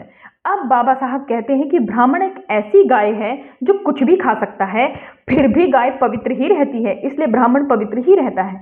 तो जो ब्राह्मण ये कहता है कि जगत मिथ्या है और जो है ब्रह्मा सत्य है, जो ब्राह्मण ये कहता है अहम ब्रह्मास्मि, जो ब्राह्मण ये कहता है तत्वामासि, वही ब्राह्मण कहता है तू अछूत, तू शूद्र, तू ये। तो इस तरह से जो है एक ऐसी गाय है ब्राह्मण जो कुछ भी खा रहा है और फिर भी पवित्र है। 23वीं पहेली है कि अनंत कलयुग की पहेली। देखिए ये बहुत ही इंटरेस्टिंग है। कलयुग क्या होता है? पहले तो जब वो यजमान गाय लेके जाता था तो रास्ते में जो पासे खेलते थे, उन पासों का नाम था कृत, त्रेता, द्वापर और कलयुग। कलयुग 1000 साल का होता है, जो त्रित है वो 4000 साल का, द्वापर 2000 साल का, त्रेता 3000 साल का। तो ये कलयुग 1000 साल का हुआ। तो अब जगह जो है, युग का क्या मतलब होता है? जोड़ना। अब रंगाचार्य कहते हैं कि 1 माह की स्थिति को युग कहते हैं। अब 5 वर्ष को भी युग कहा गया है, जिसमें संवत्सर पर बहुत सारे ऐसे शब्द हैं, चलो मैं पढ़ती हूँ। परिवत्सर, इद्वस्तर, अनुवाक, कत्सर। तो ये जो पासों की गोटियों को काल चक्र बना देना, ये क्या पहेली है? अब भगवती सूत्र में जो गणित है वो जैन धर्म में भी है। सम और युगम संख्या, विषम और ओज संख्याएं, ये 4 संख्याएं हैं। तो ऋग्वेद कहता है, गोटियों की पासियों का जिक्र करता है। जुए का बहुत प्रचलन था आर्य समाज में। युगम जो है 4 युगम अर्थात संख्याएं हैं। कलयुग की क्या इकाई है? तो ऐत्रेय ब्राह्मण कहता है कि मनु के पुत्र नाग नितिष्ठ ने जो है कलयुग प्रारंभ किया। ऐत्रेय ब्राह्मण कहता है कि मनु के पुत्र नाग नितिष्ठ ने कैत्रीय ये कलयुग प्रारंभ किया। पुराणों के अनुसार महाभारत में कृष्ण के देहांत के बाद ही कलयुग प्रारंभ हो गया था। श्याम शास्त्री कहते हैं कि ईसा पूर्व 3101 में कलयुग शुरू हो गया था। गोपाल अभयक कहते हैं कि 1177 ईसा पूर्व में कलयुग शुरू हो गया था। दोनों में हजारों सालों का अंतर है, तकरीबन 1860 साल का। अब ज्योतिषार्य कलयुग को अलग ही मान रहे हैं कि अशोक के चौथे उत्तराधिकारी से जो है मौर्य शासन के समय कलयुग उत्पन्न हुआ। कई जगह पे महाभारत में ये वर्णन है कि यूनानियों का जब विनाश हुआ 165 ईस्वी पूर्व में, तब जाके जो है कलयुग शुरू हो रहा है। महाभारत के वन पर्व में जिक्र है 188 और 190 में कि कलयुग के अंत में बर्बर, शक, यवन जो है जातियां भारतवर्ष में पराजित होंगी। तो भारतवर्ष में ये यूनान की जो जातियां थी जो पराजित हुई थी, वो तो बहुत पहले हुई थी, एक ईसा पूर्वी 165 में। तो वैदिक ब्राह्मण कहता है कि कलयुग चला रहा है और ज्योतिषी कहते हैं कि कलयुग समाप्त हो चुका है। तो देखिए वैदिक ब्राह्मणों के हिसाब से कलयुग चला ही आ रहा है। इतना कर दिया है उन्होंने कि 4,32,000 साल का कलयुग है। और जो ज्योतिषार्य कह रहे हैं कि समाप्त हो चुका है। उस समय शुरू हुआ था महाभारत के टाइम पे, जब यूनानी हारे थे, और उसके बाद 1000 साल तक चलता है, 1000 साल तक चला और खत्म हो गया। तो अब कौन सा युग है? तो ये जो झमेला कहा गया है, आपको पहले भी बताया था, कलयुग, सतयुग, द्वापर युग, त्रेता युग, इन सबको मिलाकर जो है एक कल्प बनता है, फिर एक मनु बनता है, फिर 71 महायुगों से ऐसे कुछ कुछ बनता जाता है और ये रिपीट होता जाता है। तो इस तरह से इन्होंने बिल्कुल उलझाया हुआ है। तो अब जो है, अब आगे ये जिक्र करते हैं कि आर्यों की क्या आर्य लिंग की पूजा करते थे। जैसे मैंने पहले बताया है आपको, अश्वमेध यज्ञ में लिंग की पूजा होती थी। महाभारत और रामायण में शराब का जिक्र है, जो मैं आपको पहले बता चुकी हूँ। अभी हाँ हाँ, एक सेकेंड, नेक्स्ट चैप्टर आया क्या इसका, जस्ट अ मोमेंट। हाँ ओके, जो नेक्स्ट पहली है वो ये कलयुग को सबसे ज़्यादा बुरा बताना, कि कलयुग में तो बहुत गलत गलत चीज़ें हो रही हैं और पहले तो ऐसा नहीं होता था। अब बोल रहे हैं कि पहले ऐसा नहीं होता था, पहले जितनी अश्लीलता और बर्बरता और जितना निंदनीय काम शामिल था समाज में, वो तो आज कोई कल्पना भी नहीं कर सकता। अब इन्होंने अश्वमेध यज्ञ का वर्णन किया है कि अश्वमेध यज्ञ अथर्ववेद के मंत्र 10.7 में वर्णन है कि अश्वमेध यज्ञ में घोड़े की जो है लिंग को रानी के योनि में डाला जाता था ब्राह्मणों के मंत्रों द्वारा, और जो है रानियों में ऐसी प्रतिस्पर्धा रहती थी उस कार्य को करने के लिए। अब आर्य धर्म में अश्लील और चरित्रहीन बातें भरी हुई हैं। रामायण के उत्तरकांड में राम और सीता दोनों मिलकर मधु से बनी शराब पी रहे हैं। महाभारत में अर्जुन और कृष्ण का जो है द्रौपदी और सत्यभामा के साथ मदिरा पीने का वर्णन है कि अर्जुन के पैर जो है सत्यभामा और द्रौपदी की गोद में पड़े हैं और कृष्ण के पैर अर्जुन की गोद में पड़े हैं। अब जो है ब्रह्मा का अपनी पुत्री शतरूपा से विवाह करना, कानी मतलब पुत्र यानी कुमारी कन्या से ही पुत्र उत्पन्न करना पिता द्वारा। ब्रह्मा जो है मनु के पिता है और शतरूपा दोनों की पत्नी है। तो शतरूपा का वर्णन ऐसे है कि वो मनु की भी पत्नी है और ब्रह्मा की भी पत्नी है, यानी वो अपने भाई मनु की पत्नी है और अपने पिता ब्रह्मा की भी पत्नी है। तो इस तरह से ऋग्वेद में यम और यमी का संवाद है। तो भाई बहन का, पिता पुत्री का, इस तरह से जो है संबंध से आर्य जाति या आर्य समाज भरा पड़ा था। अब महाभारत में इंद्र और अर्जुन की बात बताते हैं। आज अर्जुन और उत्तरा का विवाह महाभारत में वर्णन है, प्राकृतिक विवाह, यानी अर्जुन और उत्तरा के बीच भी कुछ था। अब बाद में उत्तरा और अभिमन्यु के बीच के विवाह को विधिवत विवाह कहा गया कि उनका विवाह विधिवत हुआ है। तो क्या उत्तरा अपने पिता और अपने श्वशुर और पिता समान श्वशुर और अपने जो पति अर्जुन दोनों से संबंध करती थी, ये क्या था? अब इंद्र जो है अर्जुन का वास्तविक पिता था। इंद्र जो है बायोलॉजिकल फादर था अर्जुन का। जब अर्जुन अपने पिता इंद्र से मिलने जाता है तो इंद्र की रखेल उर्वशी उस पर डोरे डालती है और उसके साथ संबंध बनाने के लिए प्रयास करती है। अर्जुन मना कर देता है तो उसे श्राप मिलता है। अब अर्जुन का श्राप मिलना ही एक विचित्र बात है कि एक उर्वशी जो कि उसकी माँ की स्थिति में है, क्योंकि इंद्र से उसका संबंध है, वो अर्जुन को कहती है कि ये तो परंपरा है। मतलब वो स्त्री ये कहती है कि मैं तुम्हारे पिता से भी संबंध रखती हूँ और तुमसे भी बनाना चाहती हूँ। तो ये बताता है कि आर्यों में कितनी नैतिकता चल रही थी। हरिवंश पुराण में स्पष्ट रूप से लिखा है कि सोम 10 पिताओं का पुत्र था और जो है उसकी जो पुत्री थी उसका भी उसके सभी पिताओं से संबंध था। उसकी पुत्री का राम रिंग बंधा था। ऐसे ही दक्ष प्रजापति की 27 पुत्रियां थीं जो उसने अपने ही पिता को पुत्र प्राप्ति के लिए दे दी थी। तो दक्ष प्रजापति ने अपनी 27 पुत्रियां जो हैं सपिंड सहवास के लिए अपने पिता ब्रह्मा को दे दी थी। दक्ष प्रजापति की एक पुत्री ने ब्रह्मा से जब संभोग किया तो जो पुत्र हुआ उसका नाम नारद है, जिसे हम सब जानते हैं। तो ये क्या हो रहा है कि एक लड़की अपने पितामह से भी संबंध बना रही है। पुत्री बेचना, गाय और बैल की जोड़ी के लिए जो है पुत्री को बेच दिया जाता था, जिसे गो मिथुन कहा जाता था। हरिवंश पुराण के 9वें अध्याय में ब्राह्मणों द्वारा पत्नियों को खरीदना बेचना भी शामिल है। इसमें यह कहा गया है कि ब्राह्मण जो है अपनी पत्नियां यजमान को बेच देते थे और यजमान उन्हीं पत्नियों का मूल्य जो है लेकर ब्राह्मणों को वो पत्नियां दान में दे देता था। पुत्री उपहार में देना, महाभारत के अध्याय 103 से 123 में लिखा है कि माधवी ययाति की पुत्री माधवी जो कि राजा ययाति की पुत्री थी, उन्होंने अपनी पुत्री उपहार स्वरूप दे दी ऋषि गालव को। ऋषि गालव ने वही लड़की विश्वामित्र को पुत्र प्राप्ति के लिए दे दी। तो विश्वामित्र ने उस लड़की से पुत्र प्राप्ति की, फिर वो वापस ऋषि गालव के पास आ गई। ऋषि गालव ने उस लड़की से पुत्र प्राप्ति की और फिर वो जो राजा ययाति को वो लड़की वापस लौटा दी। तो अपनी बेटियों को पुत्र प्राप्ति के लिए उपहार में दे देना, दान में दे देना, बहुपतित्व की प्राचीन प्रचलित था। नियोग की तो कोई सीमा ही नहीं थी। नियोग का मतलब वही था क्षेत्रज्ञ और क्षेत्रज्ञ। जो उस जमीन से जो अनाज उगता है उसको बेटे को क्षेत्रज्ञ कहा जाता था। जमीन को जो है स्त्री माना जाता था। और जो है क्षेत्रज्ञ, उस जमीन का मालिक वो पति ही होता था। तो वो पति, उसके दिमाग में ये रहता था कि जो आर्य हैं, ब्राह्मण जो हैं या देवता जो हैं या जो ऋषि हैं, वो तो बहुत कुलीन सांड है, इसमें लिखा गया है वो तो बहुत कुलीन सांड है। वो अपनी पत्नी को ऐसे ऐसे आदमियों के पास भेजता था कि उससे पुत्र करवा के लाओ, उससे पुत्र को करवा के लाओ, वो ज़्यादा सही है, मतलब उसका जो जेनेटिक्स है वो ज़्यादा सही है।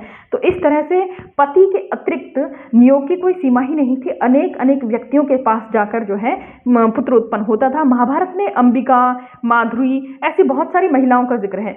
महाभारत में जब द्रौपदी अपने 5 पतियों के साथ चलती हुई आती है हस्तिनापुर, तो प्रशंसा करते हैं प्रजाजन, कहते हैं कि ये तो जटिल गौतमी जैसी दिव्य है। जटिल गौतमी एक ऐसी महिला का नाम था जिसके 7 पति थे।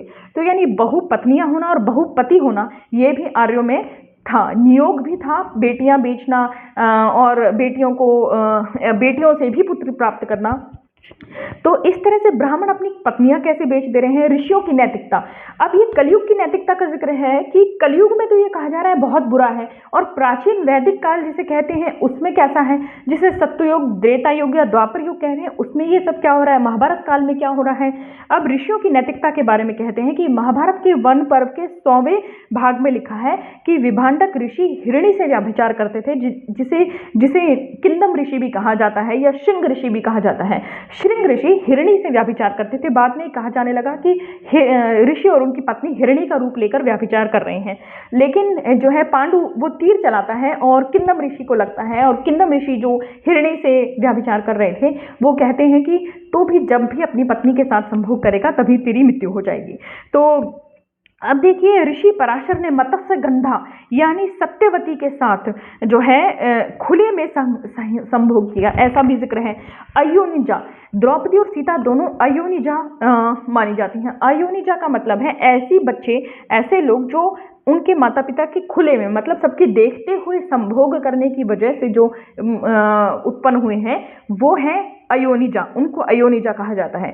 छांदोग्य उपनिषद में लिखा है कि यज्ञ को बीच में छोड़कर भी अगर किसी ऋषि का मन करे या कोई स्त्री का मन करे कि ऋषि के साथ संभोग करना है तो ऋषि को कहीं दूर जाने की जरूरत नहीं है, वही यज्ञ की वेदी पर सबके सामने जो है वो कर सकता है। और इसको भी एक धर्म का चोला उड़ा दिया गया है। इसको वामदेव व्रत कहा जाता था या वाम मार्ग कहा जाता था। तो आप गुस्से में जो है लेफ्टिस्ट को वाम मार्गी कहा दिया जाता है, असली वाम मार्ग इसे कहा जाता था। खुले में संभोग करना, वो भी यज्ञ के दौरान। तो आर्यों में इतना दृष्टता थी कि ब्राह्मणों को ये लगता था कि जो है कुलीन सांड है देवता, असल में देवता लोग ही होते थे, जो एक जाति ही थी। और देवताओं को अपनी पुत्रियां दे देना, उच्च कुल में अपनी पत्नियां भेज देना और फिर उनसे पुत्र उत्पन्न करवाना, ये काफ़ी कॉमन था। अब देव जाति का खुद का चरित्र कैसा था कि इंद्र ने अहिल्या का बलात्कार किया, इसमें ये लिखा है। आर्य गर्भ से कहते थे कि उनकी पत्नी ने पुत्र उत्पन्न किया है देवता से, तो जो है अवैध संबंधों को खुली छूट थी। देवताओं के क्या अधिकार थे, जो सप्तपदी प्रक्रिया है, मतलब जब लड़की 7 फेरे ले रही होती है, हर एक फेरे के साथ, हर भावर के साथ वो देवताओं से आह्वान है कि वो उस कन्या पर अपना अधिकार छोड़ देवें। जब वो चावल बाहर उछाल रही होती है तो उसका मतलब ये होता है कि देवता जो है या चावल की आहुति दे रही होती है कि देवता आहुति स्वीकार करें और इस ब्याज को, इस मुआवजे को लेकर लड़की पर अपना अधिकार छोड़ दें।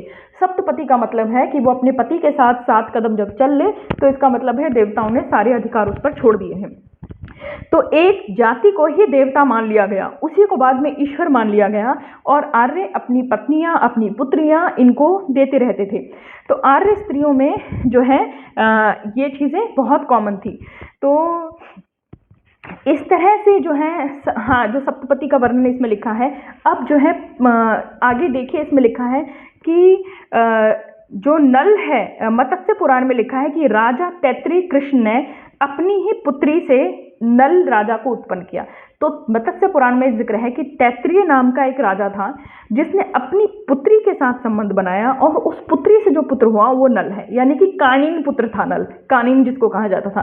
कृष्ण का पुत्र सांब अपनी माता के साथ ही सहवास करता था, अपनी बायोलॉजिकल माता के साथ नहीं लेकिन अपनी माँ के साथ, अपनी सौतेली माँ के साथ। तो सत्यभामा को महाभारत में द्रौपदी कहती है कि उसे अपने सौतेले बेटे के साथ एकांत निवास नहीं करना चाहिए, उसके साथ अकेले में नहीं बैठना चाहिए। तो सिर्फ सांब ही ऐसा नहीं था, प्रद्युम्न ने भी अपनी पालने वाली पालक माता को के साथ रहना शुरू कर दिया था, संबंध बना लिए थे। तो कितना ज़्यादा नैतिक पतन था उस समय। हीन कुलीन का अनुसरण करते हैं, मतलब जो गरीब होते हैं वो बड़े लोगों का अनुसरण करते हैं, और इस तरह का अनैतिकता पूरे समाज में फैली हुई थी। और ब्राह्मण कहते हैं कि कलयुग में बुरा हो रहा है, कलयुग में गलत हो रहा है। तो श्वेत केतु और दीर्घतमस ऐसे दो समाज सुधारक थे जिनका महाभारत में ही जिक्र है, और जिन्होंने इस चीज़ को सुधारने की कोशिश की कि इतना ज़्यादा ये नहीं होना चाहिए। इन्होंने विधवा के नियोग के लिए जो है मतलब नियोग जो कि अनलिमिटेड हो सकता था उसको लिमिट करने के लिए कहा कि नियोग के लिए वो पति के मतलब विधवा हो जाने पे पति के भाई यानी अपने देवर के साथ संबंध बनाकर जो है पुत्र उत्पन्न कर सकती है। तो ये तो अब भी होता है, चुन्नी चढ़ा देना, पल्ले लगा देना, ये सारी चीज़ें आपने सुनी होगी कि कोई आदमी मर जाता है तो उसके छोटे भाई से उस औरत की शादी करा दी जाती है। तो पहले ये था कि इन्होंने कहा कि लिमिट करो इसको, नियोग को, ऐसे मत करो कि कहीं पे भी आप भेज दे रहे हो। विधवा के लिए भी उन्होंने नियम बनाए कि उसी विधवा से नियोग कराना है जो रोगी ना हो, बंध्या ना हो, यानी कि ऐसी स्त्री जिसको बच्चे होते ही ना हो उसका कोई फायदा नहीं है नियोग कराने का, और जो है बूढ़ी ना हो चुकी हो। तो पिता पुत्री, दादा पोते, भाई बहन, इन सबके विवाह जो है श्वेत केतु और दीर्घतमस दोनों व्यक्तियों ने निषेध करार दिए। बाद में महाभारत में इनका जिक्र है कि जो इन्होंने ऐसे विवाह को नियोग करार दे दिया। तो कलयुग के प्रारंभ से नैतिकता खत्म हो गई, और प्राचीन काल में बड़ी नैतिकता थी। ये एकदम झूठ है, कोरी बकवास है, ये है कलयुग की पहेली। तो इतनी सारी पहेलियों का मैंने वर्णन किया जो कि बाबा साहब भीमराव अंबेडकर ने लिखी हैं। इस पुस्तक का लिंक जो है मैं डिस्क्रिप्शन बॉक्स में डाल दूंगी। मैंने भी पीडीएफ, जो फ्री पीडीएफ गवर्नमेंट की तरफ से है उसी से पढ़ी है, आप भी पढ़ सकते हैं। देखिए, ये वीडियो जो है जानने के इच्छुक लोगों के लिए है, जो मान चुके हैं कि जो धर्म की पालना करते हैं उनको कोई परेशानी हो तो वो इस चीज़ को ना सुने, क्योंकि बाबा साहब भीमराव अंबेडकर जो कुछ लिख गए हैं उसे पढ़ डालना भी अपने आप में अचीवमेंट है। अगर ये पुस्तक आप पढ़ेंगे तो आप पाएंगे कि वो व्यक्ति इतना महान था कि ऐसे व्यक्ति जो हैं हज़ारों सालों में कोई एक हो जाए तो भी बहुत बहुत ज़्यादा बड़ी बात है। तो इसी के साथ हिंदू धर्म की पहेलियाँ समाप्त होती हैं। धन्यवाद।